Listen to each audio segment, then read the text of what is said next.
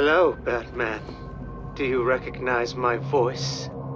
Victor Zsasz. In the flesh! I'm so happy you remember me. I'll never forget you. I've got a special game planned, Batman. A game just for you. Ring, ring.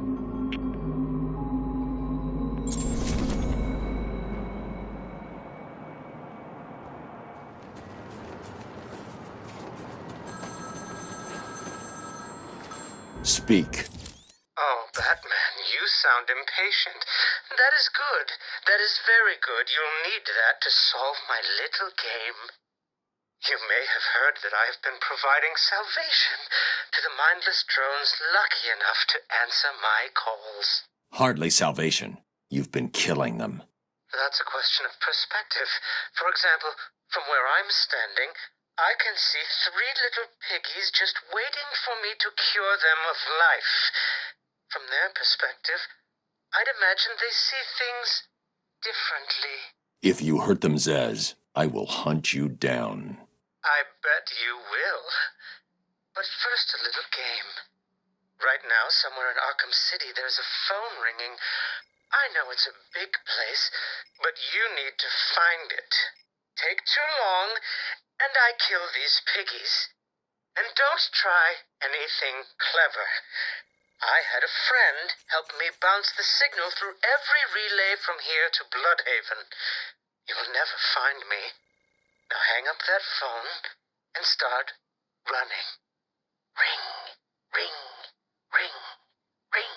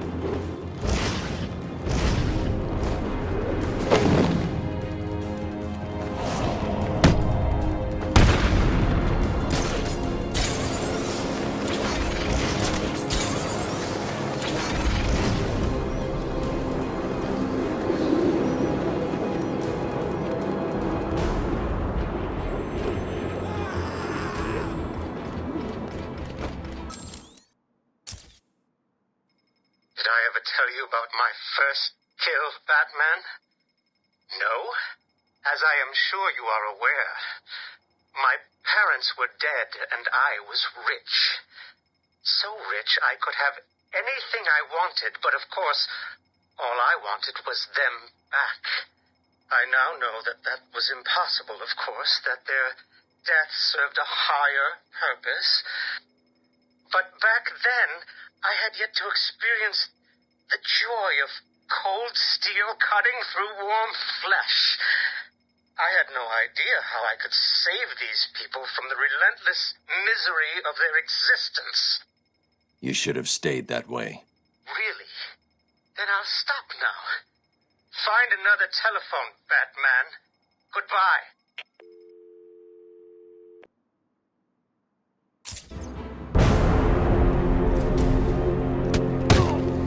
Gonna die here!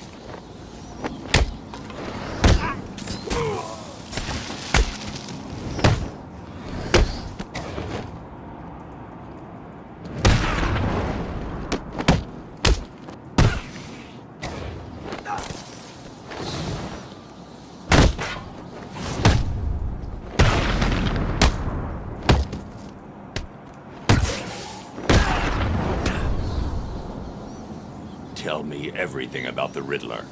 I just do what he says! I'll tell you everything! Thank you. My flesh is crying out, Batman. Can you find my phone, or will I have my fun?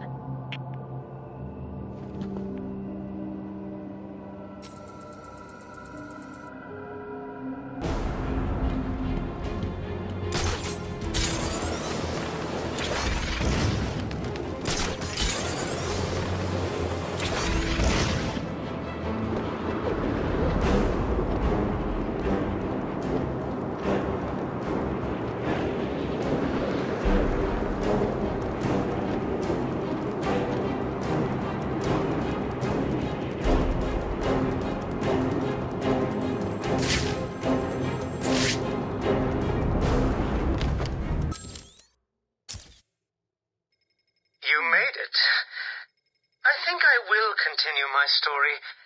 I feel the need to talk, to confess maybe. I was rich and alone, but not for long, of course.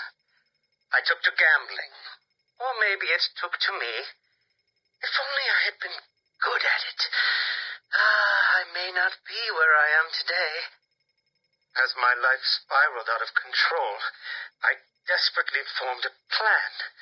A plan to win back my parents' money and be happy again. It didn't work, of course. Plans like that never do.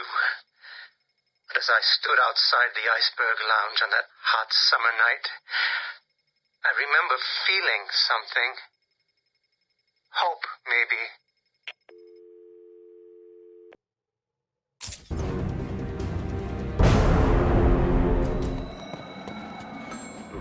Ring.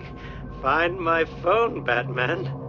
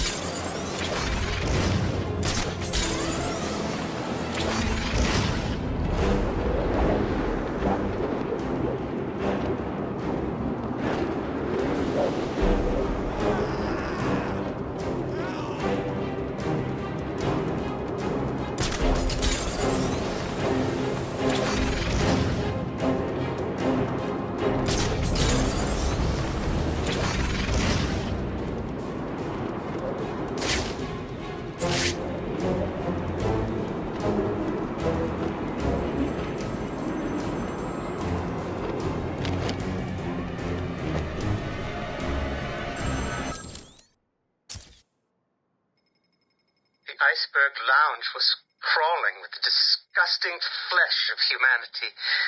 You could find anything there. If you had the money, of course. At the beginning, I seemed to be winning. The cards all went my way, and I found myself at the owner's table. For some reason, I thought I would win, that he would play fair. I looked around the table. I saw the people I was against. Card sharks, thugs, princes, and the disgusting midget who ran the place. One by one, they all lost or folded. The chips were piling up, and it was just him and me.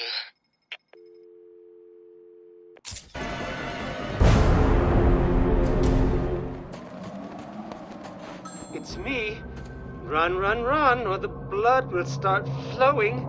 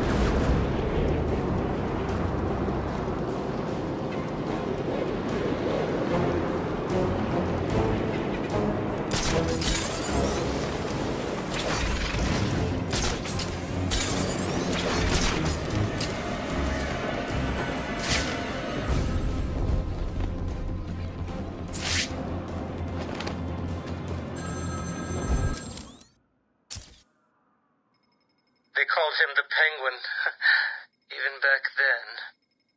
He had both eyes, of course. That little accident hadn't happened yet.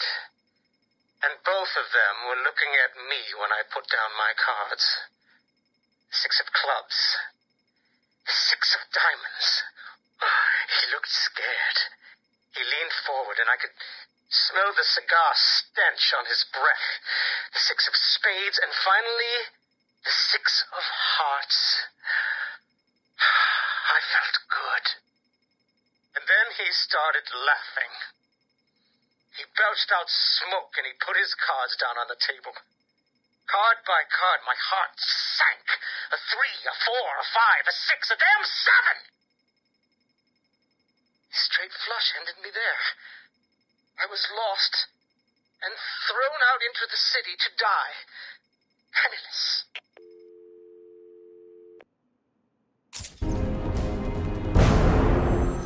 Find my phone now, Batman, or I'll carve this man's existence into my flesh. Someone help me!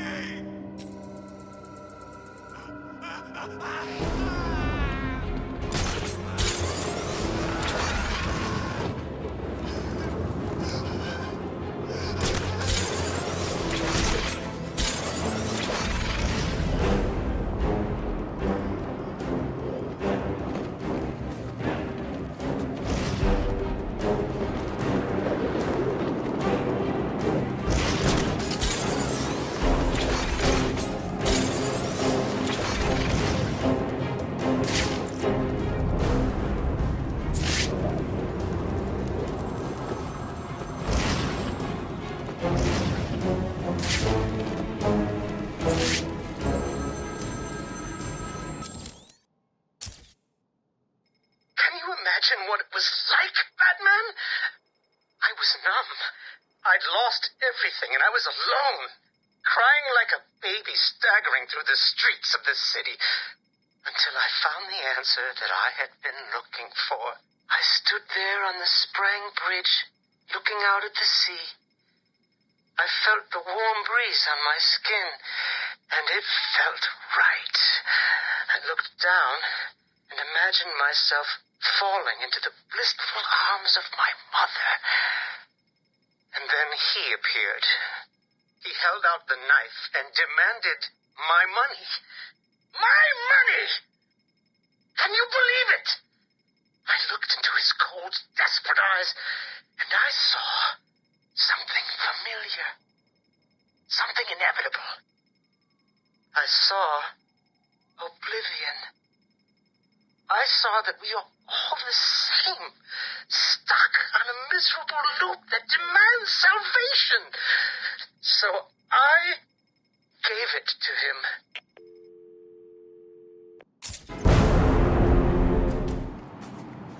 There's a phone ringing somewhere. Get ready to run.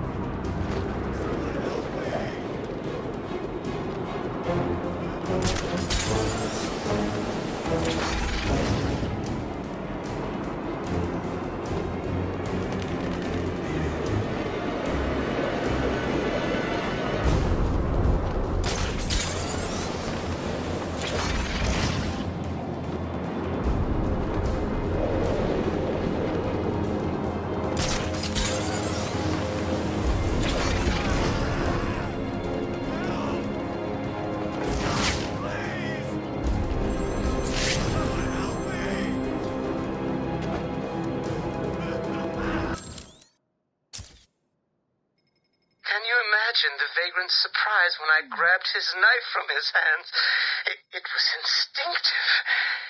It was beautiful. In one movement, I sliced out his throat and gave him the gift of salvation. It happened so fast, but I felt every joyous sensation. The blood sprayed over my face, and I saw what little life was left in his eyes leave. But then it was over. I felt lost. Like it had been meaningless, that no one would acknowledge my sacrifice. And then it happened. Without realizing what I was doing, I plunged the knife into my forearm and cut deep. It was incredible. I felt my body elevate to a higher place. It had become a temple to my work.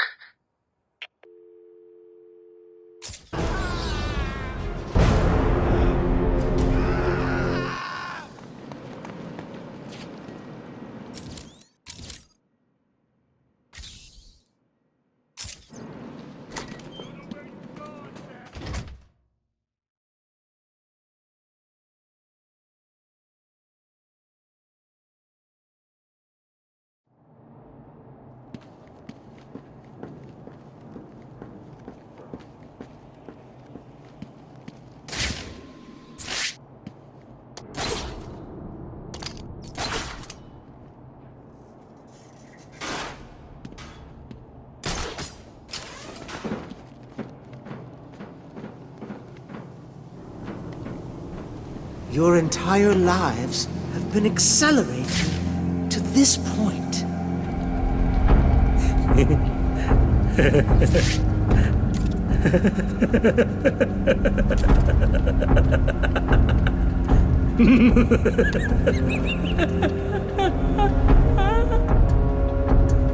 I cannot describe with mere words the joy I feel as I make that mark into my flesh.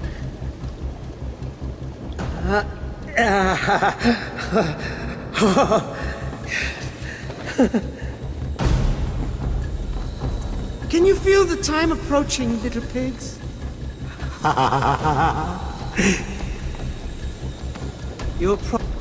This is all too much fun, isn't it, piggies? I'm enjoying myself so much. I nearly forgot to give Batman another call. Come on, Batman. Where are you? Don't worry. He'll fail. Maybe this time, maybe the next. I can see it now. He's running. I'm losing my patience. Pick up already.